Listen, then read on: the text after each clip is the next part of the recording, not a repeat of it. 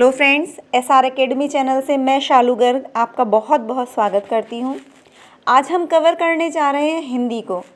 हिंदी ऐसा विषय है जो हमारा काफ़ी समय से बिल्कुल रुका हुआ था। तो दोस्तों, आज हम फिर एक बार हिंदी पे वीडियो बनाने जा रहे हैं और आज का हमारा जो टॉपिक है वह है छंद।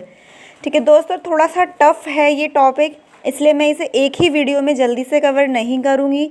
जल्दी करके हम इसे नहीं पढ़ेंगे, अच्छे से समझ में आना चाहिए क्योंकि हमें टॉपिक, और इसे हम डीपली भी पढ़ेंगे ताकि आपको कभी भी एग्ज़ाम में कोई परेशानी ना हो। तो इस छंद टॉपिक का हमारा ये पहला पार्ट है। तो आइए शुरू करते हैं हमारा आज का टॉपिक छंद। तो दोस्तों, छंद के विषय में पहले हम थोड़ी सी बातें जान लेते हैं। तो हिंदी साहित्य कोश के अनुसार छंद क्या है, सबसे पहले हम ये जान लेते हैं। अक्षरों की संख्या एवं उनका क्रम, मात्राओं की गणना, यति, गति, इन सब से संबंधित विशिष्ट नियमों से नियोजित पद जो छंद की है, रचना है, वो छंद कहलाती है। अब आप कहेंगे ये अक्षरों की संख्या, क्रम, मात्रा, गणना, यति, गति, ये सब तो हमें अभी समझ आया ही नहीं है। तो इन्हीं चीज़ों को समझाने के लिए हम आपको आगे की अपनी स्लाइड दिखाएंगे, धीरे धीरे आपको ये चीज़ें समझाएंगे। फिलहाल आप ये जान लीजिए कि अक्षरों की संख्या एवं क्रम। अक्षर तो आप जानते ही हैं, ये चीज़ें तो मैं आपको पहले अपनी वीडियो में पढ़ा चुकी हूँ कि अक्षर क्या होता है। उन्हीं अक्षरों की संख्या होती है, उनका एक निश्चित क्रम होता है, उनकी मात्राएं होती है कि किस अक्षर को मात्राएं कितनी दी जाती हैं, उनकी गिनती होती है, किस तरह से मात्राओं को गिनना है, उनकी यति यानी विराम जिसे हम कहते हैं, उन्हें पढ़ने की गति, इन सब से संबंधित जो विशिष्ट नियम हैं, उनसे जो नियोजित होकर हमारी पद की रचना बनती है, वो रचना हमारी क्या कहलाती है? छंद कहलाती है। आप अभी इससे समझ लीजिए, बाकी इन चीज़ों को हम आगे डिटेल में आपको अच्छे से समझाएंगे। चलिए आगे चलते हैं। तो ये कुछ ऐसी चीज़ें हैं जो आपको छंद के बारे में पता होनी चाहिए। सामान्यतः लय बताने के लिए, कि जो लय होती है हमारी पद रचना में, उस लय को बताने के लिए छंद शब्द को प्रयुक्त किया जाता है। ठीक है, छंद का जो सबसे पहला उल्लेख है वो किस में मिलता है? हमें ऋग्वेद में मिलता है। ठीक है, तो संसार में जितना भी साहित्य मिलता है, ऋग्वेद जो है उनमें सबसे ज़्यादा प्राचीन है, प्राचीनतम जिसे हम कह सकते हैं। सबसे ज़्यादा पुराना क्या है? ऋग्वेद है। और जो ऋग्वेद की रचनाएं हैं वे भी छंदोबद्ध हैं, यानी वे जो रचनाएं हैं वे भी छंदों उनमें से बनी हुई हैं। तो ये इस बात का प्रमाण है कि उस समय भी कला और विशेष कथन हेतु छंदों का प्रयोग होता था। तो छंद को पद रचना का मापदंड भी कहा जाता है। ठीक है, जिस तरह से ये कहा जाता है, जिस तरह से गद्य की कसौटी व्याकरण है, गद्य की कसौटी क्या है? व्याकरण है। उसी प्रकार जो पद्य की कसौटी है वो छंद शास्त्र है। ठीक है, लेकिन ये भी बात है, बिना कठिन साधना की कविता में छंद योजना को साकार नहीं किया जा सकता। तो आइए जानते हैं, आचार्य पिंगल द्वारा रचित छंद शास्त्र सबसे प्राचीन ऐसा उपलब्ध ग्रंथ है जिसमें छंद के विषय में सारी जानकारी मिलती है। समय के साथ साथ इस छंद शास्त्र को पिंगल शास्त्र कहा जाने लगा, क्योंकि आचार्य पिंगल जो है इनके द्वारा रचित था, इसलिए इसे पिंगल शास्त्र कहा जाने लगा। और जो सबसे बड़े आचार्य थे छंद शास्त्र से संबंधित, वो कौन थे? आचार्य पिंगल थे। ठीक है, ये कुछ ऐसी चीज़ें हैं जो आपको छंद के बारे में पता होनी चाहिए। और ये जो पिंगल शास्त्र है, ये इस विषय का सबसे मूल ग्रंथ है। सबसे बेसिक जो है ग्रंथ वो पिंगल शास्त्र, छंद शास्त्र था, जिसे बाद में पिंगल शास्त्र भी कहा जाने लगा है। इस तरह के अक्सर एग्जाम में प्रश्न आ जाते हैं, छंद शास्त्र का नाम क्या हो गया? पिंगल शास्त्र हो गया। पिंगल शास्त्र किसके द्वारा लिखा गया, या छंद शास्त्र किसके द्वारा लिखा गया? छंद का सर्वप्रथम उल्लेख कहाँ मिलता है? इस तरीके के शब्द आप इसमें से ले सकते हैं। चलिए आगे जानते हैं। अब हम जानेंगे छंद के मुख्य तत्व क्या हैं, या इसके मुख्य अंग क्या हैं। तो सबसे पहला इसमें हमारा आता है चरण या पद या पाद। ठीक है, दूसरा होता है वर्ण और मात्राएं।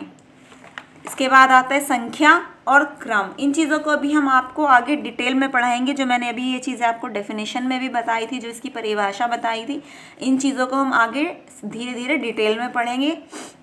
इसके बाद आता है गण, इसके बाद आता है गति, इसके बाद यति को हम विराम भी कहते हैं। ठीक है, और एक होता है तुक। तो इन 7, इसमें टोटल 7 तत्व है या 7 अंग हैं छंद के। इन सभी अंगों से या तत्वों से मिलकर कोई छंद बना होता है, ये सारी चीज़ें इसमें देखी जाती हैं। तो अब हम इन चीज़ों के बारे में डिटेल से पढ़ेंगे। तो सबसे पहला आता है हमारा चरण। चरण, इसे हम पद भी कहते हैं, हम इसे पाद भी कहते हैं। और सबसे मेन चीज़ क्या है कि छंद जो होता है कोई भी 4 भाग होते हैं, ठीक है। प्रत्येक भाग को चरण, पद या पाद कहा जाता है। तो किसी भी छंद में क्या होता है, 4 भाग होते हैं, ठीक है। छंदों में चरण तो 4 ही होते हैं, लेकिन आपने कई बार देखा होगा कि केवल 2 ही लाइनों में लिखे होते हैं, ठीक है। लेकिन वो 2 लाइनें क्या होती हैं, वे 2 लाइनें जैसे कि दोहा है, सोरठा है, आपने हनुमान चालीसा में भी देखा होगा दोहा वगैरह जो लिखे होते हैं 2 ही लाइनों में लिखे होते हैं। वास्तव में छंद होते तो 4 ही चरण हैं, लेकिन 2 चरणों को एक ही पंक्ति में लिख दिया जाता है। तो इस तरह से जो 4 चरण होते हैं उनसे 2 पंक्तियां बन जाती हैं, जिन्हें एक पंक्ति को क्या कहा जाता है, दल कहा जाता है। तो 4 चरण जब 2 पंक्ति में लिखे जाते हैं, होते तो उसमें चरण 4 ही हैं, लेकिन उन्हें 2 चरण को हम एक पंक्ति में लिख देते हैं, तो वो क्या कहलाता है, एक दल कहलाता है। लेकिन चरण वो 2 ही रहेंगे। इस तरह 4 चरण से 2 दल बन जाते हैं, लेकिन कहा जाए दल तो 2 हो गए, लेकिन चरण कितने रहेंगे, चरण 4 ही रहेंगे, ठीक है। लेकिन कुछ छंद आप कहेंगे ऐसे भी होते हैं जो 6 पंक्तियों में लिखे जाते हैं, ठीक है। कुछ लेकिन जैसे कि कुंडलियाँ हो गया, छप्पे हो गया। लेकिन क्या होता है, ये जो छंद होते हैं 2 छंदों के योग से बनते हैं। जैसे कुंडलियाँ हैं, कुंडलियाँ किसके योग से बनता है, दोहा और रोला, ठीक है। इसी तरह जो छप्पे होता है वो किससे बनता है, रोला और उल्लाला से मिल के बनता है। तो हमारे छंद में चरण 4 ही होते हैं। इसके अलावा जो बड़े छंद हैं उनमें क्या होता है, 2 छंदों के योग से एक छंद बनता है, इसलिए उनमें पंक्तियाँ ज़्यादा होती हैं, ठीक है। अब हम देखेंगे चरण के प्रकार कितने होते हैं। चरण 2 तरह के होते हैं। अब हमने सम और विषम, ठीक है। अब हम ये तो जानते ही हैं कि सम किसे कहते हैं और विषम किसे कहते हैं। तो जो जैसे कि मैथ में भी होता है सम विषम, प्रथम और तृतीय इन चरण को विषम चरण कहा जाता है, और जो द्वितीय और चतुर्थ चरण होते हैं उन्हें सम चरण कहा जाता है। देखिए आप जानते हैं इस चीज़ को कि 1, 3, 5, 7 ये क्या होते हैं, विषम संख्याएं होती हैं। 2, 4, 6, 8 ये क्या होती हैं, सम संख्याएं होती हैं। इसी के आधार पर आप इन्हें बहुत अच्छे से समझ सकते हैं। इसी चीज़ के बेस, इसीलिए इन्हें भी विषम और सम इसी प्रकार कहा गया है कि जो पहला और तीसरा चरण है, चाहे वो दल में लिखा हो, चाहे 4 अलग अलग चरणों में लिखा हो, लेकिन जो पहली और तीसरी इसमें चरण होगा वो विषम चरण कहलाएगा, और जो दूसरा और चौथा चरण होगा वो सम चरण कहलाएगा। इसके बाद हमारा आता है अगला वर्ण तथा मात्रा। देखिए हमने पहला आपको अच्छे से समझाया है। अगर आपको समझ में नहीं आया हो तो आप वीडियो को दोबारा से पीछे से करके भी देख सकते हैं। छंद का पहला तत्व हमने बताया चरण, पद या पाद। अब इसका दूसरा जो मुख्य तत्व है या अंग है वो है वर्ण और मात्रा। अब हम आपको दूसरा तत्व बताने जा रहे हैं छंद का, वर्ण तथा मात्रा, ठीक है। तो वर्ण आप पहले से ही जानते हैं, ये हम आपको स्टार्टिंग की वीडियोस में पहले भी बता चुके हैं। जो एक स्वर वाली मुख से निकली हुई ध्वनि है उसे क्या कहते हैं, वर्ण कहते हैं। चाहे वो स्वर हो या स्वर ह्रस्व हो या दीर्घ हो, ठीक है, वो क्या कहलाता है, वर्ण कहलाता है या अक्षर कहलाता है। और जिस ध्वनि में स्वर नहीं होता उसे हम वर्ण नहीं कहते, जैसे कि हलंत होता है, ठीक है। राजन में न है, हलंत है, इसमें स्वर नहीं होता, तो इसे हम वर्ण नहीं मानते। इसके अलावा संयुक्त अक्षर, इसका जो पहला अक्षर होता है वो जो आधा अक्षर होता है उसमें क्या होता है, उसमें स्वर नहीं होता। जैसे कृष्ण है, इसमें जो श है आधा बना हुआ है, यानी इसमें भी हलंत है। तो इसमें जिसमें भी हलंत होता है, जो संयुक्त अक्षर का आधा अक्षर होता है, उसे हम वर्ण नहीं मानते क्योंकि उसमें स्वर नहीं होता।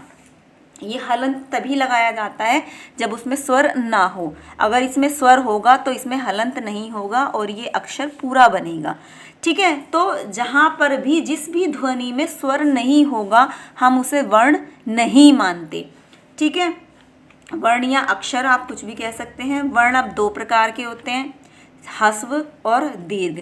ये हम आपको पहले भी पढ़ा चुके हैं, फिर भी एक बार जल्दी से रिपीट कर लेते हैं, ठीक है। ह्रस्व स्वर क्या होते हैं, अ, ई, ऊ, री। और इनसे जितने भी फिर बनते हैं, इसमें हम यहाँ उन सबको भी हस्वी मानते हैं, जैसे कि क, की, कु, क्र।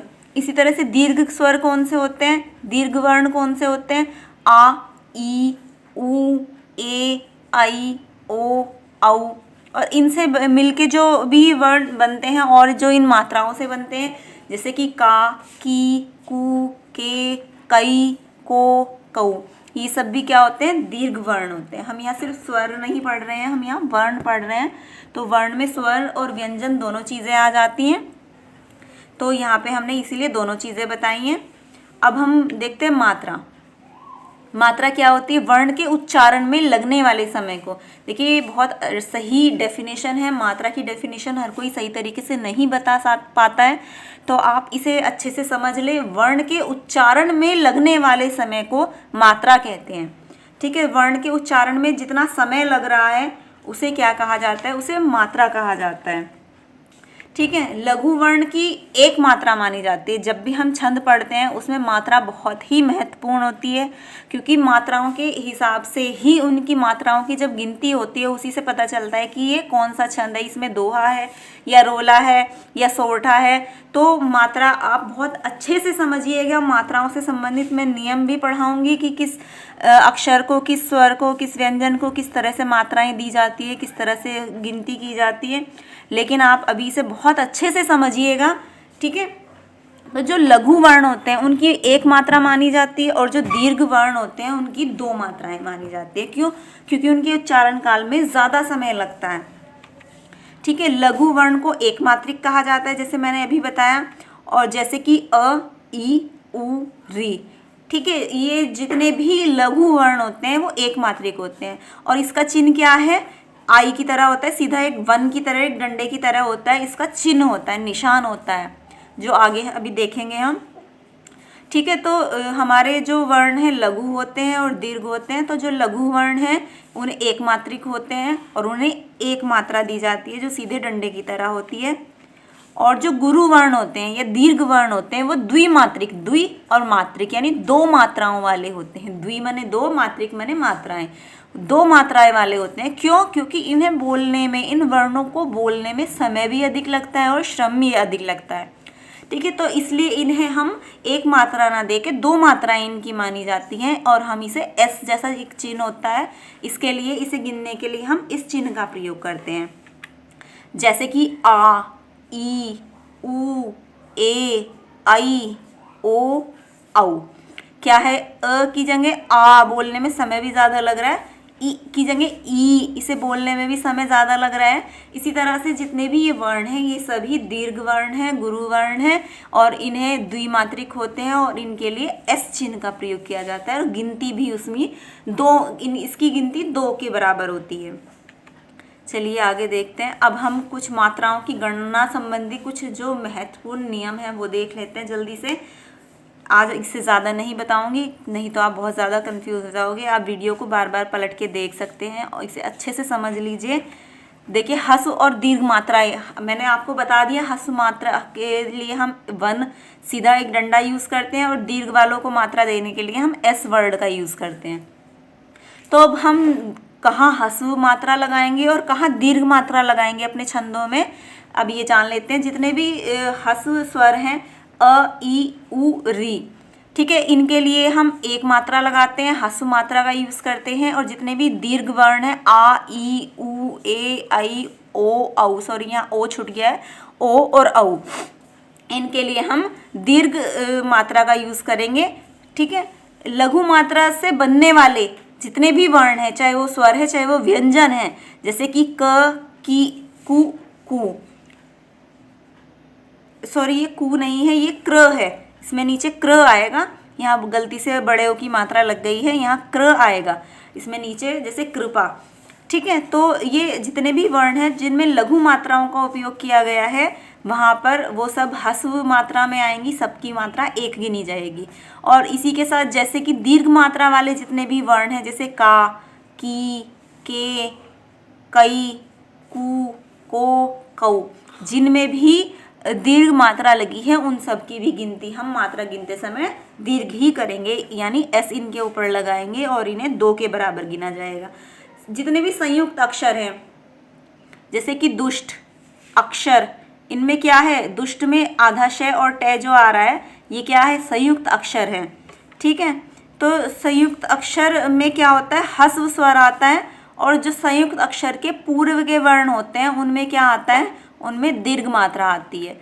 जैसे कि ये दुष्ट है, तो दुष्ट में जो श और ट है ये संयुक्त अक्षर है, दोनों से दो मिलके एक बना हुआ है, तो हम इसे एक मात्रा देंगे, ह्रस्व मात्रा देंगे। और जो दू है, हालांकि इस पे छोटे ऊ की मात्रा लगी हुई है, हम इसे फिर भी दीर्घ मात्रा देंगे। इसी तरह से जो अक्षर है, देखिए अक्षर है जो अक्षर में जो छ है, क्षत्रिय है, ये क्या है, ये संयुक्त अक्षर है, क और श से मिलके बना होता है, तो इसलिए इसे हम संयुक्त अक्षर मानते हैं, इसे भी हम एक मात्रा देंगे। और जो अ है, अ क्योंकि संयुक्त अक्षर से पूर्व का वर्ण है तो हम इसे दीर्घ मात्रा देंगे। ठीक है, आपको अच्छे से समझ आ गया होगा। देखिए हमने मात्रा लगा के यहाँ बताया है, श और ट क्योंकि संयुक्त अक्षर है इसलिए हम इसे एक मात्रा देंगे। श क्षत्रिय जो होता है हमारा ये क और श से मिलकर बनता है। मैंने अपनी स्टार्टिंग की वीडियोस में संयुक्त अक्षर आपको पढ़ाए थे, अगर आपको ध्यान हो, नहीं तो आप वहाँ से वीडियो देख सकते हैं। तो ये श क्या है, संयुक्त अक्षर है, तो इसकी मात्रा हमेशा ह्रस्व होगी। ठीक है, एक मात्रा लगेगी। और जितने भी संयुक्त अक्षर होते हैं उनसे पूर्व का जो वर्ण होता है उस पर हमेशा दीर्घ मात्रा लगेगी। चलिए आगे देखते हैं। जो अनुनासिक वाले वर्ण हैं, यानी कि जिसे हम चंद्र बिंदु भी कहते हैं, उसमें क्या होता है, ह्रस्व मात्रा आती है। जैसे कि हंसना है, हंसने के ऊपर क्या लगी हुई है, चंद्र बिंदु लगी हुई है, अनुनासिक लगा हुआ है।